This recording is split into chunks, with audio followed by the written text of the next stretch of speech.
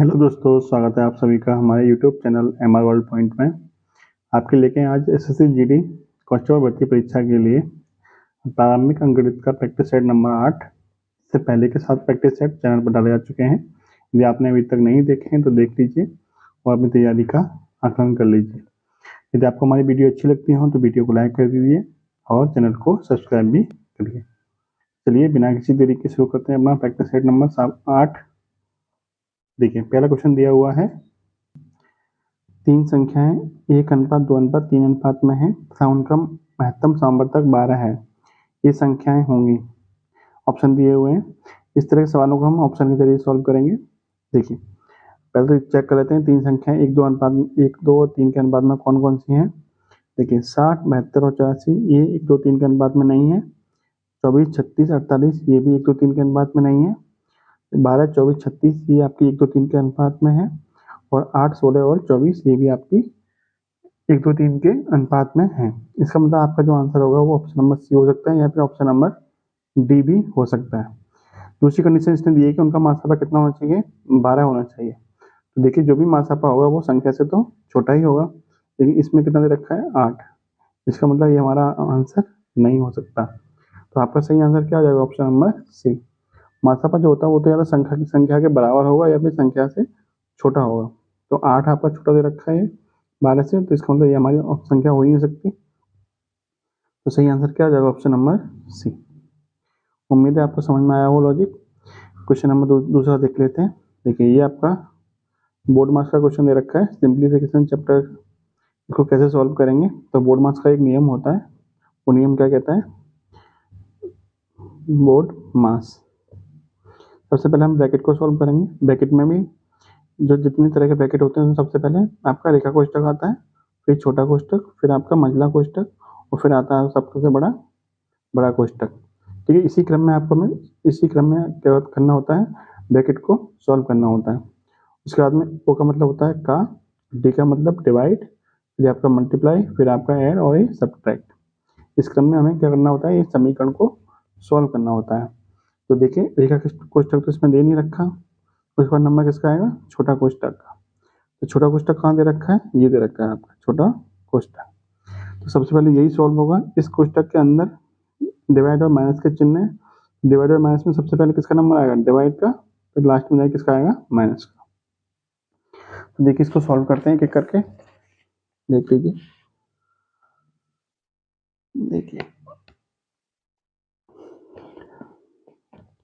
देखिए ये सवाल दिया हुआ है 1 प्लस ब्रैकेट में 1 divide by 5 divide by 4 minus के 1 डिवाइड बाई 13 3 माइनस के 1 डिवाइड बाई 3 ब्रैकेट 1। देखिए ये सवाल दिया हुआ है। तो सबसे पहले हम ये वाला ब्रैकेट सॉल्व करेंगे। यहाँ से कितना मिल जाएगा आपको, 13/3 और यहाँ से मिल जाएगा माइनस के 1/3। 13/3 माइनस के 1/3 को जब सॉल्व करेंगे कितना हो जाएगा, 12/3। 12/3 की वैल्यू कितनी हो जाएगी, 4। तो इस वाले ब्रैकेट से हमें कितना मिल गया, 4 मिल गया। और ब्रैकेट के बाहर क्या दे रखा है, भाग का चिन्ह। तो यहाँ से इस पूरे से हमें क्या मिल जाएगा, 1/4। अब नया क्या बन जाएगा आपका, 1 प्लस 1 डिवाइड बाई महिला कोष्ठक 5 डिवाइड बाई 4 माइनस के 1 डिवाइड बाई 4। क्लियर, इतना यहाँ तक समझ में आया होगा आपको। देखिए आगे 1 प्लस फिर 1 डिवाइड बाई, अब इसको सॉल्व करना है आपको इस वाले ब्रैकेट को। तो यहाँ से मिल जाएगा आपको 5/4 और यहाँ से मिल जाएगा आपको 1/4। क्लियर, देखिए 5/4 माइनस के 1/4 कितना होता है, 4/4। तो 4/4 की वैल्यू कितनी आएगी, 1। इसका मतलब इस पूरे ब्रैकेट की वैल्यू कितनी आ गई, 1। तो अब आपको मिल जाएगा यहाँ से आगे 1 प्लस 1 डिवाइड बाई, इस पूरी की वैल्यू कितनी आ गई, 1। अब बड़े ब्रैकेट में क्या बचा, 1 डिवाइड बाई 1। देखिए 1 तो ये वाला है, ये वाला प्लस 1 में 1 का भाग देंगे तो 1 ही आएगा। तो कितना बचा यहाँ से बचा आपका 1। 1 प्लस 1 कितना होता है, 2। इसका मतलब इस पूरे इक्वेशन की सिंप्लीफिकेशन की वैल्यू कितनी आ गई, 2। अब सही आंसर क्या हो जाएगा, ऑप्शन नंबर ए यानी कि 2। क्वेश्चन नंबर 43 देखते हैं। क्वेश्चन नंबर 43 में क्या दिया है, किसी संख्या के 25% का 40% 80 है तो उस संख्या का 60% कितना होगा। देखिए, कोई संख्या मान लेते हैं कि हमारी संख्या कितनी है, x है। संख्या कितनी है हमारी एक्स, एक्स का 25%, 25/100 हो गया, उसका फिर 40%, 40/100 हो गया, जो किसके बराबर दे रखा है 80 के बराबर। यहाँ से सॉल्व करेंगे, देखिए कितना हो जाएगा, 40 से कट जाएगा ये 2 बार, 25 से कट जाएगा ये 4 बार, यानी 4 × 100 400, 400 दूनी 800, यानी हमारी संख्या कितनी मिल गई 800। अब आपसे पूछा है कि उस संख्या का 60% कितना होगा, तो 60% निकाल देंगे इसका 60% यानी कि 60/100, 2 जीरो से 2 जीरो खत्म, 8 से 48 यानी कि 480। तो उस संख्या का 60% कितना हो गया 480, यानी ऑप्शन नंबर डी आपका एकदम सही हो जाएगा। क्लियर। आगे देखते हैं क्वेश्चन नंबर 44। देखिए राकेश ने 900 रुपये प्रति कुंटल की दर से गेहूं की कुछ बोरियां खरीदी, उसमें से 20% गेहूं सड़ गया, शेष गेहूं को वह किस प्रति किलोग्राम दर से बेचे कि उसे 40% का क्या हो लाभ हो, यानी 40% का लाभ भी होना चाहिए और वो जो शेष बचा वो ना है उसे बेचना भी है। देखिए मान लेते हैं कि उसने जो 900 रुपये प्रति कुंटल के हिसाब से जो गेहूं खरीदा था वो कितना खरीदा था 100 किलोग्राम या फिर 1 कुंटल मान सकते हैं। 100 किलोग्राम की वैल्यू कितनी होती है 1 कुंटल ही होती है। ठीक है, मान लीजिए उसने 1 कुंटल गेहूं खरीदा था जो कि 100 किलोग्राम के बराबर है। कितने रुपये में खरीदा था 900 रुपये में खरीदा था। अब उसे कितना % का लाभ चाहिए 40% का लाभ चाहिए, यानी 900 का 40% कितना हो गया, ये हो जाएगा आपका 360 रुपये। यानी अब जो उसे बेचना है वो कितने रुपये में बेचेगा 1260 में बेचेगा, 900 प्लस प्रॉफिट यानी कि 1260 में बेचेगा। कितने किलोग्राम गेहूँ बेचेगा 100 किलोग्राम गेहूँ था उसके पास, लेकिन 20% क्या हो गया उसका खराब हो गया, इसका 20% यानी कि 20 किलोग्राम क्या हो जाएगा घट जाएगा, और उसके पास कितना बचा 80 किलोग्राम गेहूँ बचा, और 80 किलोग्राम गेहूँ बेचना है, कितने रुपये में बेचना है 1260 में बेचना है, 12 रुपये में बेचना है। तो 1260 में बेचना है कितने किलोग्राम 80 किलोग्राम, तो कितने रुपये प्रति किलोग्राम पड़ गया, देखिए कितना पड़ जाएगा ये आपका, ये हो जाएगा आपका, तो उससे कटेगा आपका ये आपका सॉरी 8 से कट जाएगा 15/120 और 7.5 रुपये प्रति किलोग्राम। क्लियर। तो आपका आंसर क्या आ जाएगा 15.75। क्लियर, ये आपका इतने रुपये प्रति किलोग्राम बेचेगा, जिससे कि उसे क्या होगा 40% का लाभ हो जाएगा। हमने क्या मान लिया 100 किलोग्राम गेहूँ मान लिया था, 20% खराब हो गया, इसका मतलब उसके पास 80 किलोग्राम गेहूँ बचा, यही तो बेचेगा, इसको बेच के तो लाभ कमाएगा। कितने में बेचेगा 1260 में बेचेगा, क्यों, क्योंकि उसे 900 रुपये में खरीदा था, 40% का लाभ भी चाहिए, 1260 में बेचेगा। 1260 में 80 किलोग्राम बेच रहा है तो 1 किलोग्राम कितने का पड़ा 1260/80 यानी कि 15.75 रुपीज का। अगला क्वेश्चन देखिए जरा 45। बहुत छोटी छोटी संख्या जिसे 12, 15, 20 या 54 से भाग करने पर प्रत्येक दशा में कितना शेषफल बचे 4 शेषफल बचे। क्या करना है आपको, इन सबका क्या कर लीजिए एलसीएम ले लीजिए प्लस 4 कर दीजिए, क्योंकि 4 शेषफल बच रहा था। इन सबका एलसीएम कितना हो जाएगा, देखिए इनका एलसीएम निकालना मैं आपको बता देता हूँ। इन सबका आपको एलसीएम निकालना है, किस किस का निकालना है, आपको निकालना है 12, 15, 20 और 54 का एलसीएम निकालना है। देखिए 12, 15, 20 का एलसीएम कितना हो जाएगा 60, अब बचा कितना 54, यानी 60 और 54 का एलसीएम चाहिए। 54 का हम टुकड़े कर सकते हैं कितना 6 × 9 में, देखिए 60 में 6 का भाग पूरा पूरा चला जाएगा, बचे कितना 9, 6 × 9 कितना होता है 6 9 54 यानी 540। इसका मतलब इस पूरे का एलसीएम कितना आ गया 540। अब आपको कितना शेषफल बच रहा था 4 शेषफल बच रहा था, तो 4 इसमें क्या करेंगे 4 जोड़ देंगे, तो 540 प्लस के 4 यानी कितना हो गया 544। सही आंसर क्या हो जाएगा आपका 544, ऑप्शन नंबर डी। इसका एलसीएम ले लीजिए प्लस 4 कर दीजिए, आंसर निकल आएगा आपका। अगला क्वेश्चन दिया है 2 = x प्लस 1/1 प्लस 1/3 प्लस 1/4, इसको सॉल्व करना है और x की वैल्यू निकालनी है। तो देखिए यहाँ से सॉल्व करना शुरू करते हैं नीचे से, 4 × 12 और 1 13, 13/4, इसका उल्टा कर देंगे कितना हो जाएगा, उल्टा क्यों करेंगे क्योंकि 1/1 में है, तो 4 × 12 1 13, 13/4 उल्टा करेंगे 4/13, यहाँ से कितना मिल जाएगा 4/13, तो ये हो जाएगा आपका 2 = x प्लस 1/1 प्लस 4/13। अब इसको सॉल्व करेंगे 13 का 13 और 4 17, 17/13 उल्टा कर देंगे तो 13/17, यहाँ से मिल जाएगा आपको 2 = x प्लस 17/13। क्लियर? 13 कम 13 17, 17/13, 13/17, सॉरी 13/17 आ जाएगा आंसर, उल्टा हो गया था। अब इसको सॉल्व करना है, एक्स की वैल्यू निकालनी है, तो एक्स बराबर हो जाएगा आपका, ये वैल्यू इधर आएगी माइनस की हो जाएगी, तो 2 माइनस के 13/17, 17 दूनी 34 माइनस के 13 यानी कि 21/17। तो एक्स की वैल्यू कितनी आ गई? 21/17, यानी आपका सही आंसर क्या हो जाएगा? 21/17, ऑप्शन नंबर बी। अगला क्वेश्चन देख लीजिए, दो संख्या का योगफल 8 है, उनका गुणनफल कितना है? 15, तो उनके व्युत्क्रमों का योगफल बताइए। तो व्युत्क्रम का योगफल बराबर होता है, व्युत्क्रम का योग बराबर होता है योगफल, दोनों संख्याओं का योगफल बट्टे गुणनफल। योगफल कितना दे रखा है? 8, और गुणनफल कितना दे रखा है? 15। तो यही क्या हो जाएगा आपका सही आंसर, 8/15, ऑप्शन नंबर एकदम सही हो जाएगा आपका।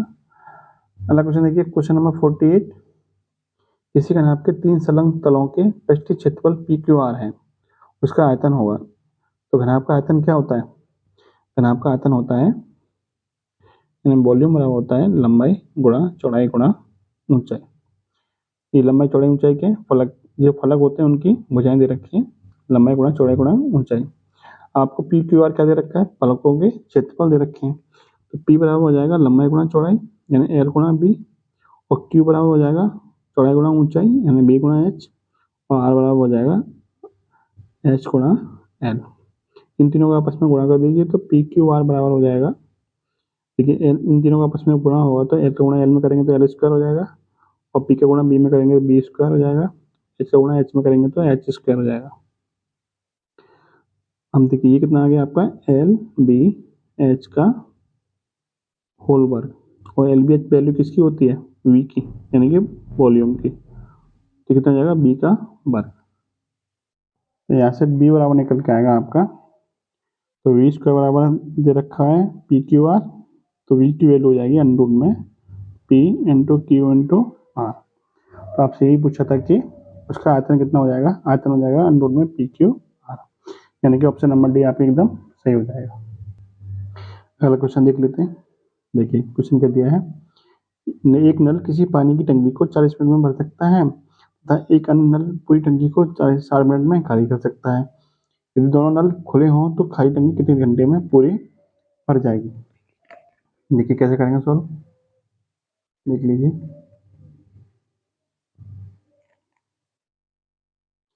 देखिए एक टंकी है, मतलब एक टंकी है जो 40 मिनट में क्या कर रही है? भर रही है। दूसरी टंकी 60 मिनट में क्या कर रही है? खाली कर रही है। ठीक है, मान लेते हैं टंकी की क्षमता कितनी हो जाएगी इन दोनों के एलसीएम के बराबर। पूरी टंकी कितनी लीटर की है? 120 लीटर की टंकी है, दोनों के एलसीएम के बराबर। जो टंकी भर रही है, जो टैप आपकी भर रही है वो 40 मिनट में पूरी टंकी को भर देता है। तो इसका मतलब 1 मिनट में कितना लीटर भरता हुआ? 120/40 यानी कि 3 लीटर भर देगा। और ये क्या कर रहा है? ये खाली कर रहा है, तो ये 60 मिनट में पूरी टंकी खाली कर देता है। इसका मतलब 1 मिनट में कितना लीटर खाली करता होगा? 2 लीटर खाली कर देता है। इसका मतलब ये हुआ कि कुल मिला के टंकी भरी जा रही है वो 1 मिनट में कितनी भरी जा रही है? 3 माइनस के 2 यानी कि 1 लीटर भरी जा रही है। कितने मिनट में? 1 मिनट में भरी जा रही है। 1 लीटर कहाँ से आया? क्योंकि 3 भरी जा रही है, 2 खाली हो रही है।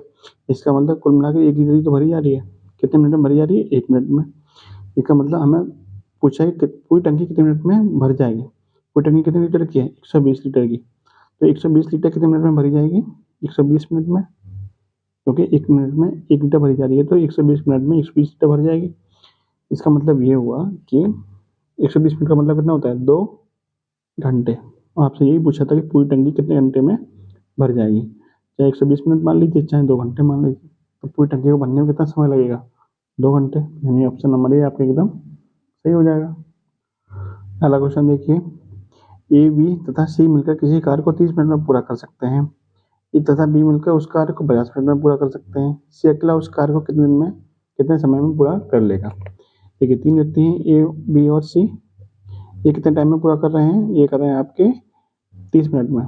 क्लियर? और जो ए और बी हैं वो कर रहे हैं आपका 50 मिनट में पूरा कर रहे हैं। इसका मतलब कुल समय हम माने, कुल जो काम मानेंगे वो कितना मानेंगे? दोनों के एलसीएम के बराबर। 30 और 50 का एलसीएम कितना हो गया? 150। यानी कुल जो काम करना है वो कितना करना है, 150 यूनिट काम करना है। इसको a प्लस बी यानी ए बी सी तीनों मिलकर कितने टाइम में कर देते हैं, 30 मिनट में। इसका मतलब 1 मिनट में कितना करते होंगे, ये 5 काम करते होंगे, तभी तो 150 काम हो जाएंगे 30 मिनट में। और ये दोनों मिलकर 1 मिनट में कितना काम करते होंगे, ये करते होंगे 3 काम, 50 दिया 150, ठीक है। दोनों का एक दिन का एक सॉरी देखिए ए प्लस बी प्लस सी का 1 मिनट का काम कितना हो गया, 5 यूनिट। और ए प्लस बी का 1 मिनट का काम कितना हो गया, 3 यूनिट काम। इसमें से इसको घटा दीजिए, घटा देंगे तो घटाने पे ये आपका कट जाएगा, 5 में 3 गए तो 2 बचे। और सी यानी सी का जो 1 मिनट का काम आ गया, अब कितना आ गया, 2 यूनिट काम आ गया। यानी 2 यूनिट काम करने में सी को 1 मिनट का टाइम लगता है। इसका मतलब कुल समय कितना है, 150 यूनिट। तो 150 यूनिट काम करने में सी को कितना समय लग जाएगा, 150/2 यानी कि 75 मिनट। 75 मिनट का समय लग जाएगा सी को। क्यों लग जाएगा, क्योंकि 1 मिनट में कितना काम करता है, 2 यूनिट काम करता है। 150 यूनिट काम करने में कितना समय लगेगा, 150/2 यानी कि 75 मिनट। तो आपका सही आंसर क्या आ जाएगा, option number B, 75 minute. Question number 51 देखिए, एक वृत्त तथा एक वर्ग के क्षेत्रफल समान है। यदि कोई वृत्त है जिसकी भुजा कितनी ए है, तो उसका क्षेत्रफल कितना हो जाएगा, ए स्क्वायर। और कोई वृत्त है जिसकी त्रिज्या कितनी आर है, तो उसका क्षेत्रफल कितना होता है, पाई आर स्क्वायर। आपको इन दोनों का अनुपात बताना है। देखिए एक वृत्त तथा एक वर्ग के क्षेत्रफल समान है और वर्ग की एक भुजा का वृत्त की त्रिज्या से अनुपात बताइए। दोनों का अनुपात बताना है। क्षेत्रफल क्या दे रखे हैं आपको, समान दे रखे हैं। इसको सॉल्व करना है आपको।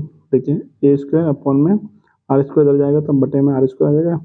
इधर बचेगा आपका पाई बटे में 1, ठीक है।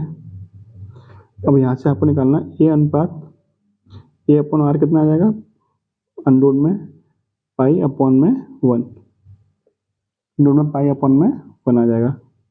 क्यों, क्योंकि इधर से जब स्क्वायर हटेगा तो इधर वर्गमूल आ जाएगा, ठीक है। एक का वर्गमूल तो एक ही रहता है। यहाँ से ए अनुपात आर कितना आ जाएगा, पाई अंडर में पाई अनुपात 1। ये आपका क्या हो जाएगा, सही आंसर हो जाएगा। क्लियर है, दिख भी रहा होगा। देखिए अगला क्वेश्चन देख लीजिए। देखिए अगला क्वेश्चन क्या दिया है, यदि x अनुपात y बराबर दे रखा है 2:5, तो 5x प्लस 3y अनुपात 5x माइनस के 3y किसके बराबर होगा। देखिए सॉल्व कर लेते हैं। देखिए x अनुपात y बराबर 2:5 दिया है। इसका मतलब क्या है, इसका मतलब ये है कि यदि x की वैल्यू x अपॉन y बराबर कितना हो गया, 2/5। x की वैल्यू कितनी होगी 2 और y की वैल्यू कितनी होगी 5। ये आपको क्या रखना है, समीकरण में रख देना है। समीकरण क्या दिया है, 5x प्लस के 3y बटे में 5x माइनस के 3y। इन दोनों का आपको क्या निकालना था, मान निकालना है। x के लिए कितना रखना है 2 और y के लिए कितना रखना है 5। देखिए ये हो जाएगा आपका 5 × 2 प्लस के 3 × 5। नीचे हो जाएगा आपका 5 × 2 माइनस के 3 × 5। सॉल्व कर लीजिए। देखिए 5 में 10 और 15 25 और नीचे हो जाएगा आपका 5 में 10 माइनस के 15 यानी कि माइनस के 5। माइनस के 5 से 25 करेगा माइनस के 5 बार, तो आपका आंसर क्या आ जाएगा, माइनस के 5, यानी ऑप्शन नंबर डी आपको एकदम सही हो जाएगा। क्लियर। अगला क्वेश्चन दिया हुआ है, एक लंबवृत्तीय शंकु के आधार का व्यास कितना है, 4 सेंटीमीटर। देखिए कोई लंबवृत्तीय शंकु इस टाइप का बना हुआ है, शंकु इस टाइप का बनता है। इस केंद्र से यहाँ तक की दूरी क्या कहलाती है, त्रिज्या आर कहलाती है। ये आपकी एच होती है और ये आपकी क्या होती है, तिर्यक ऊंचाई होती है। शंकु की क्या होती है, तिर्यक ऊंचाई, इसको एल से दर्शाते हैं। और एल बराबर क्या होता है, अंडर में एच स्क्वायर प्लस के आर स्क्वायर। अंडर में एच स्क्वायर प्लस के आर स्क्वायर क्या होता है, एल की वैल्यू होती है। यानी एल जो होता है कर्ण का वर्ग बराबर होता है आधार का वर्ग प्लस लंब का वर्ग। आपको दो चीजें दे रखी हैं, क्या क्या दे रखा है, देखिए व्यास दिया है 4 सेंटीमीटर, इसका मतलब त्रिज्या कितनी हो जाएगी, व्यास की आधी यानी कि 2 सेंटीमीटर की हो जाएगी। ऊंचाई कितनी दे रखी है, 2√5, यानी एच की वैल्यू दे रखी है 2√3, सॉरी 5 नहीं 3 है। आपको एल चाहिए, तो एल कैसे हो जाएगा, एल बराबर हो जाएगा आपका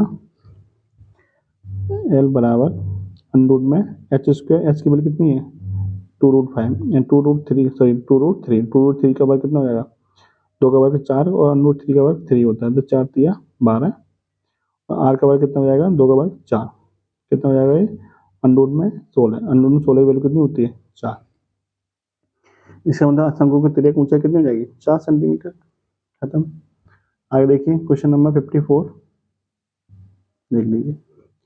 कोई व्यापारी अपनी वस्तुओं के मूल्य उनके क्रय मूल्य से 20% अधिक अंकित करता है, तदुपरांत वह अंकित मूल्य पर कोई बट्टा देता है जिससे उसे 10% का लाभ होता है। दिए जाने वाले बट्टे की दर बताइए, यानी उसे कितना % का बट्टा दिया, बट्टा देने के बाद में उसे कितना % का लाभ हो रहा है, 10% का लाभ हो रहा है। देखिए मान लेते हैं हमारा जो कोई वस्तु थी वो उसका सीपी कितना था, 100 था, लेकिन उसका सीपी 100 था, उसने कितना बढ़ा के लिखा, 20% बढ़ा के लिखा, यानी 100 की जगह कितना लिख दिया, 20% बढ़ा के 120 लिख दिया।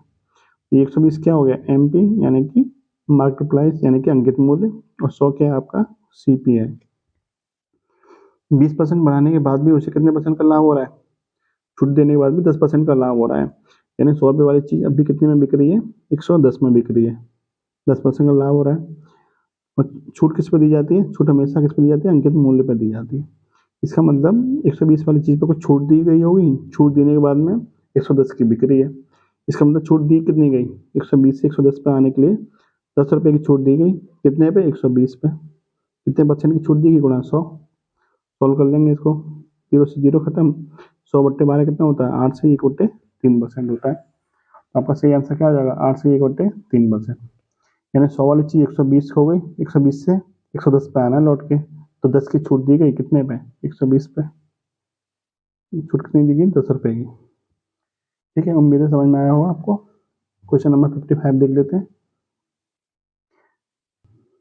देखिए क्वेश्चन नंबर 55 देख लीजिए।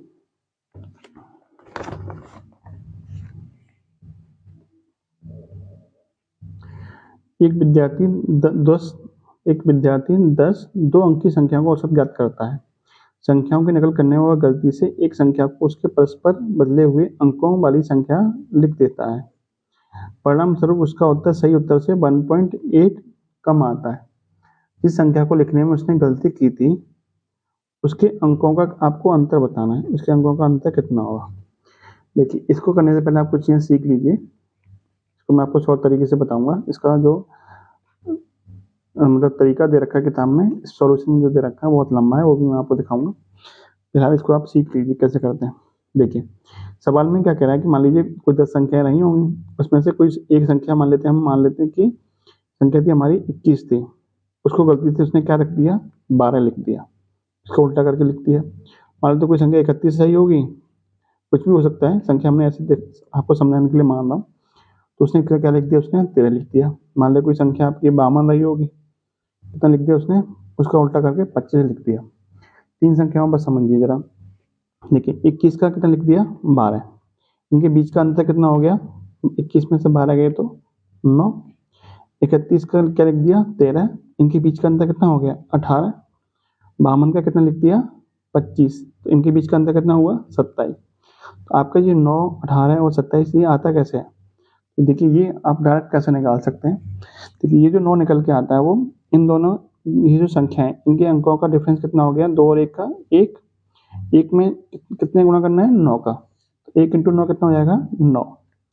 इनके अंकों के अंदर अंतर कितना है, 2, 2 में जब 9 का गुणा करेंगे तो कितना आ जाएगा आपका अंतर, 18।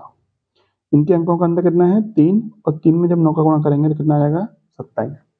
इसका मतलब जो ये जो अंतर आ रहा है वो इनके अंकों के डिफरेंस में जब 9 का गुणा किया जाता है तब आपका कितना आता है, तब इन दोनों संख्याओं को पलटने पर जो अंतर आता है वो निकल के आता है।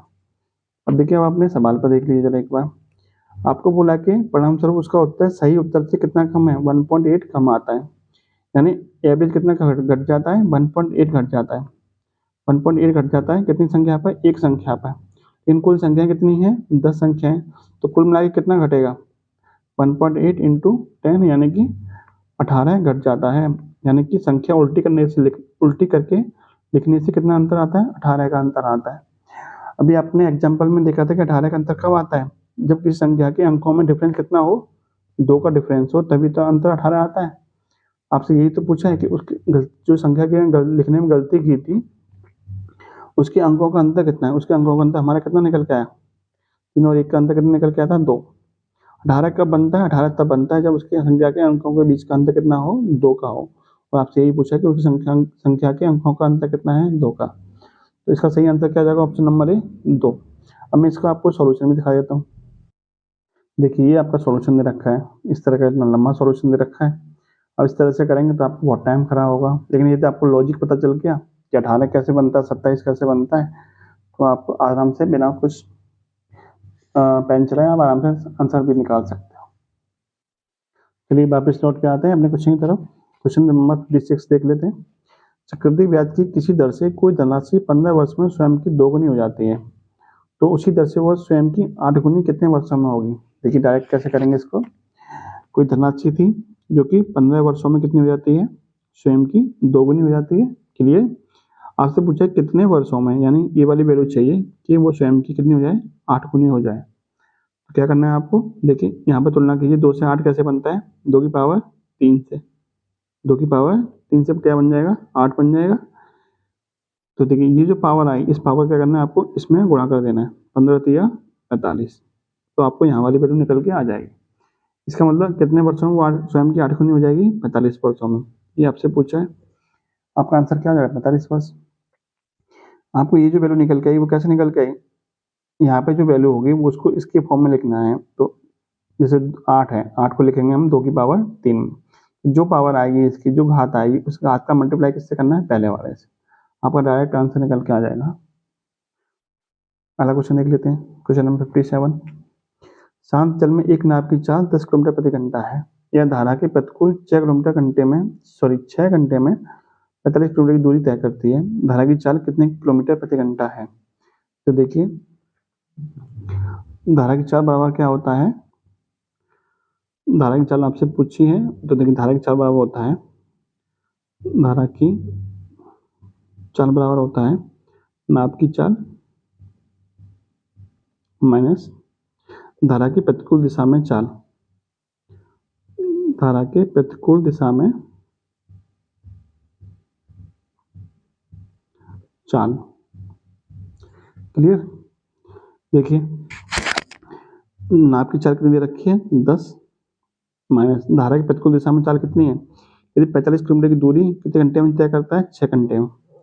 तो 45 किलोमीटर की दूरी 6 घंटे में तय करता है, इसका मतलब चाल कितनी बन गई? दूरी बट्टे समय, यानी कि 7.5 किलोमीटर प्रति घंटा। तो धारा की प्रतिकूल दिशा में चाल कितनी है? 7.5 किलोमीटर प्रति घंटा। इसका मतलब 10 में 7.5 घटाएंगे कितना बचेगा? 2.5। तो धारा की चाल कितनी आ गई? धारा की चाल आ गई आपकी 2.5 किलोमीटर प्रति घंटा। ठीक है, तो आपसे ये पूछा है 2.5 किलोमीटर प्रति घंटा। तो ये था आपका क्वेश्चन नंबर 57। देखते हैं क्वेश्चन नंबर 58। देखिए पाई चार्ट का क्वेश्चन दे रखा है।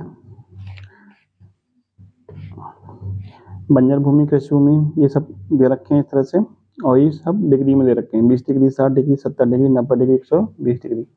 आपको पता है कि पूरा जो गोला होता है वो कितने डिग्री का होता है? 360 डिग्री का होता है। ये आपको ध्यान रखना है। यदि हम बात करें परसेंटेज में, तो ये पूरा गोला कितने परसेंट को शो करेगा? 100% को शो करेगा। यानी 360 डिग्री किसके बराबर हो गया? 100% के बराबर। ये चीज भी आपको क्या रखनी है? ध्यान में रखनी है। क्लियर? देखिए क्वेश्चन नंबर 58 की तरफ बढ़ते हैं, और 58 की तरफ बढ़ने से पहले यदि आपने अभी तक हमारी वीडियो को लाइक नहीं किया है और चैनल को सब्सक्राइब नहीं किया, सब्सक्राइब कर लीजिए।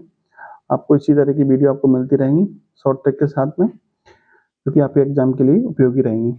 ठीक है, तो ये क्वेश्चन नंबर 58 देख लीजिए। बंजर भूमि का कृषि भूमि से अनुपात है, यानी बंजर भूमि का कृषि भूमि से क्या अनुपात है? देखिए बंजर भूमि कितने डिग्री को दिखाती है? बंजर भूमि दिखा रही है 120 डिग्री को।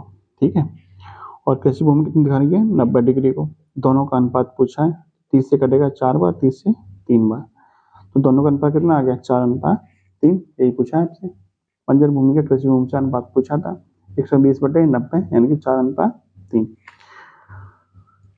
अगला क्वेश्चन देखिए क्या है क्वेश्चन में। कुल भूमि का कितना प्रतिशत कृषि के उपयोग में लाया गया है? यानी कि जो कृषि का भाग दे रखा है वो परसेंटेज में कितना है, आपको ये बताना है। देखिए कृषि का भाग कितना है, पहले तो ये बताइए। कृषि का भाग कितना है? 90 डिग्री का।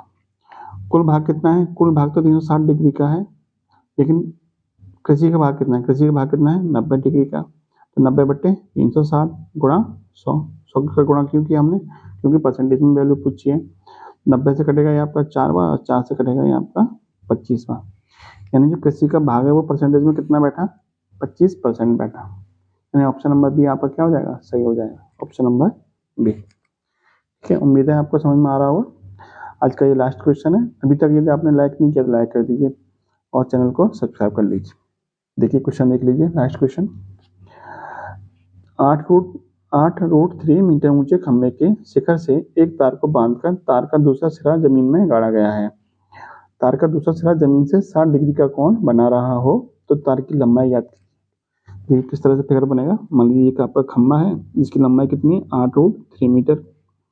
यहाँ से कोई तार बांधा गया है जो जमीन पर बांधा गया है, यहाँ पे जो कितने डिग्री का कोण बना रहा है? 60 डिग्री का कोण बना रहा है। आपसे पूछा गया तार की लंबाई पूछी है, यानी आपको ये वाली वैल्यू पूछी है। हम मान लेते हैं ये वैल्यू कितनी है? x है, और ये कोण कितना दे रखा है? 60 डिग्री दे रखा है। आपको x की वैल्यू चाहिए, तो आपको पता है कि साइन 60 बराबर क्या होता है? यानी साइन थीटा बराबर क्या होता है? लंब बटे कर्ण, यानी कि 8√3 अपॉन में कितना आ जाएगा? x। और साइन 60 की वैल्यू होती कितनी है? √3/2। तो ये बराबर हो जाएगा √3/x के। तो √3 से √3 खत्म, 8 दूनी 16, x से कम x, यानी कि x की वैल्यू कितनी आ गई? यहाँ से आपको x बराबर